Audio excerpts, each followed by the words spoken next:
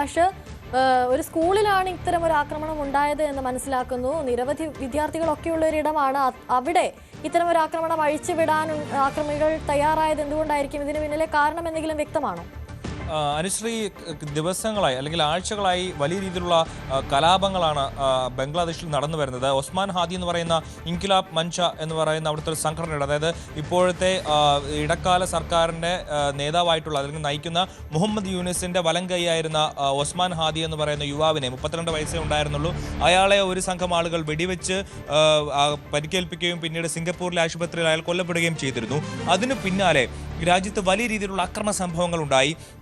ഇതിൽ കൂടുതലും ആക്രമിക്കപ്പെട്ടത് അവിടുത്തെ ന്യൂനപക്ഷ വിഭാഗങ്ങളാണ്, പ്രത്യേകിച്ച് ഹിന്ദുക്കളായിട്ടുള്ള ആളുകൾ. അതിൽ 2 പേർ അതിക്രൂരമായി കൊല്ലപ്പെടുന്ന ഒരു സാഹചര്യമുണ്ടായി. അതിനുശേഷം വലിയ പ്രതിഷേധങ്ങളും പ്രക്ഷോഭങ്ങളും ഒക്കെ ഇന്ത്യയിലടക്കം ഉണ്ടായിരുന്നു ബംഗ്ലാദേശിനെതിരെ. ഇപ്പോഴിതാ അടുത്ത ഒരു സംഭവമാണ് ഇതുണ്ടായിരിക്കുന്നത്. ജെയിംസ് എന്ന് പറയുന്ന അവിടുത്തെ ഒരു പ്രശസ്തനായിട്ടുള്ള ഒരു സംഗീതജ്ഞൻ, അദ്ദേഹത്തിൻ്റെ പരിപാടി അവിടുത്തെ ഫരീദ്പൂർ ജില്ലാ സ്കൂളിൽ നടക്കാനിരിക്കെ ഇയാൾ ഈ ഒരു സംഗീതജ്ഞൻ എത്തുന്നതിന് 10-15 മിനിറ്റ് മുമ്പ് ഒരു സംഘം ആളുകൾ സ്റ്റേജിലും അതുപോലെ സദസ്സിലുമായി എത്തി വലിയ രീതിയിലുള്ള അക്രമം അഴിച്ചുവിടുകയും അവിടുത്തെ ആളുകൾക്ക് കൂട്ടം കൂടി എത്തിയ ആളുകൾക്ക് നേരെ കല്ലെറിയുകയൊക്കെ ചെയ്ത ഒരു സംഭവം ഉണ്ടായി. അങ്ങനെ 25ഓളം പേർക്ക് പരിക്കേറ്റു. വലിയ രീതിയിൽ സംഘർഷാവസ്ഥ ഉണ്ടായതിനെ തുടർന്ന് പിന്നീട് ഒരു സംഗീത നിശ മാറ്റിവെക്കേണ്ട, നിർത്തലാക്കേണ്ട ഒരു സാഹചര്യത്തിലേക്ക് വരെ കാര്യങ്ങളെത്തി. ഇത്തരത്തിൽ രാജ്യത്ത് വലിയ രീതിയിലുള്ള അരാജകത്വമാണ് ഇപ്പോൾ ബംഗ്ലാദേശിൽ നടന്നുകൊണ്ടിരിക്കുന്നത്.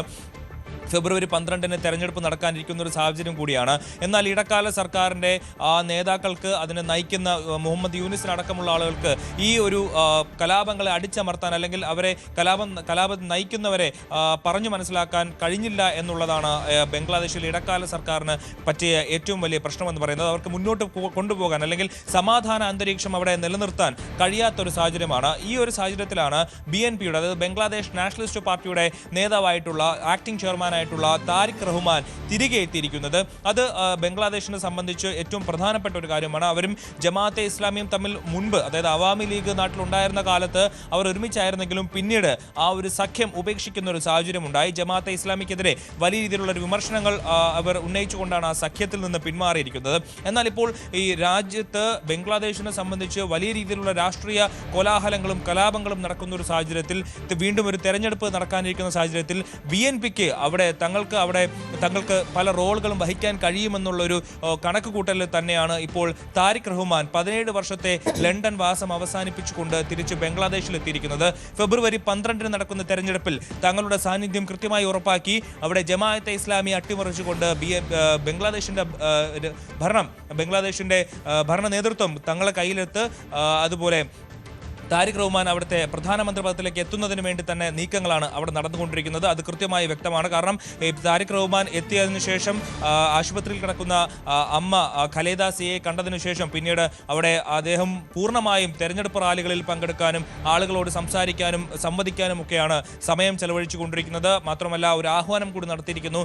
ജാതി മതഭേദമന്യേ എല്ലാവരും ഒരുമിച്ച് നിന്ന് ബംഗ്ലാദേശിന്റെ സമാധാനത്തിനായി പ്രവർത്തിക്കണമെന്നുള്ള ഒരു ആഹ്വാനം കൂടി നടത്തിയിരിക്കുന്ന ഒരു സാഹചര്യമുണ്ട്. അതുകൊണ്ട് തന്നെ നേരത്തെ പറഞ്ഞതുപോലെ അവിടുത്തെ ന്യൂനപക്ഷങ്ങളുടെ വോട്ടുകൾ കൂടി തങ്ങളിലേക്ക് കേന്ദ്രീകരിച്ചുകൊണ്ട് ഇപ്പോഴത്തെ ഇടക്കാല സർക്കാർ, അതായത് ജമാഅത്തെ ഇസ്ലാമി പിന്തുണയ്ക്കുന്ന പാകിസ്ഥാന്റെ ISIയുടെ പിന്തുണ പരോക്ഷമായി ഉണ്ടെന്ന് ആരോപിക്കപ്പെടുന്ന ഇപ്പോഴത്തെ ഇടക്കാല സർക്കാരിനെ മാറ്റിക്കൊണ്ട് പുതിയ BNP സർക്കാരിനെ അവിടെ തിരികെ അധികാരത്തിലെത്തിക്കുക എന്നുള്ളത് തന്നെയാണ് താരിഖ് റഹ്മാന്റെ ഇപ്പോഴത്തെ വരവിന്റെ ഉദ്ദേശം.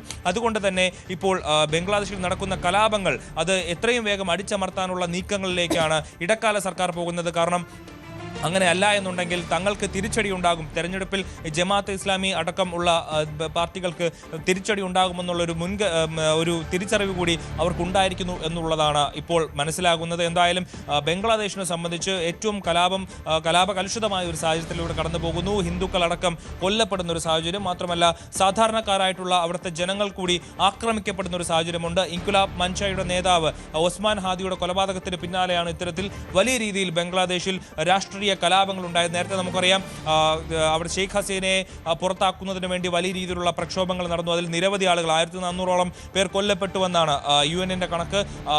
സർക്കാരിന്റെ കണക്ക് 900-900-ലധികം ആളുകൾ കൊല്ലപ്പെട്ടുവെന്നാണ്. അങ്ങനെ ഈ ആക്രമണങ്ങളൊക്കെ തുടരുന്ന സാഹചര്യത്തിൽ ആൾക്കൂട്ട കൊലപാതകത്തെ തുടർന്ന് 2 പേർ കൊല്ലപ്പെടുന്ന സാഹചര്യമുണ്ടായി. ഇപ്പോഴിതാ ഒരു സ്കൂളിൽ സംഗീത നിശയ്ക്കെതിരെയും ആക്രമണം ഉണ്ടായിരിക്കുന്നു. ഇതിനോടൊക്കെയുള്ള ഇന്ത്യയുടെ നിലപാട് എന്താണ്?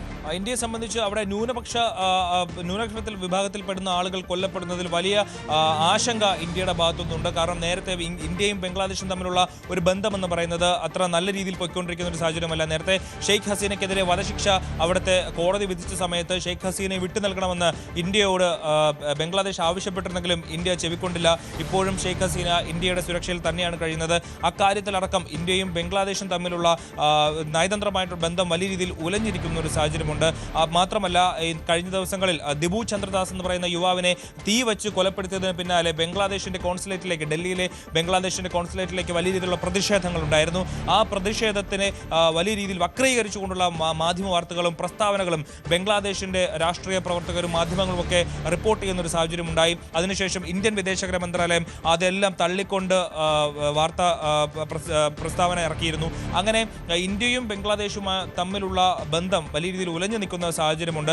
അപ്പോൾ അതുകൊണ്ട് തന്നെ ഈ ഇടക്കാല സർക്കാരിനെ, മുഹമ്മദ് യൂനുസിന്റെ ഇടക്കാല സർക്കാർ മാറി പകരം ജനങ്ങൾ തെരഞ്ഞെടുക്കുന്ന ഒരു സർക്കാർ അവിടെ എത്തുന്നതിന് വേണ്ടിയിട്ടുള്ള ഒരു കാത്തിരിപ്പിലാണ് ഇന്ത്യയും. കാരണം രണ്ട് രാജ്യങ്ങളും ഇന്ത്യയെ സംബന്ധിച്ച് ഏറ്റവും അടുത്തൊരു അയൽ രാജ്യം കൂടിയാണ്.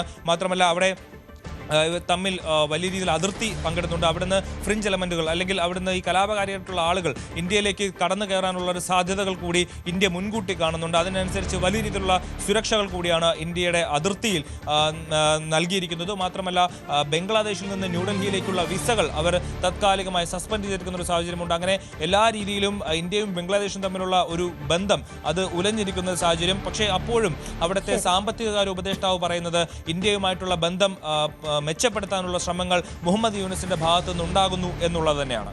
ശരി, അഭിലാഷ് രാധാകൃഷ്ണനാണ് കൂടുതൽ വിവരങ്ങൾ നൽകിയത്.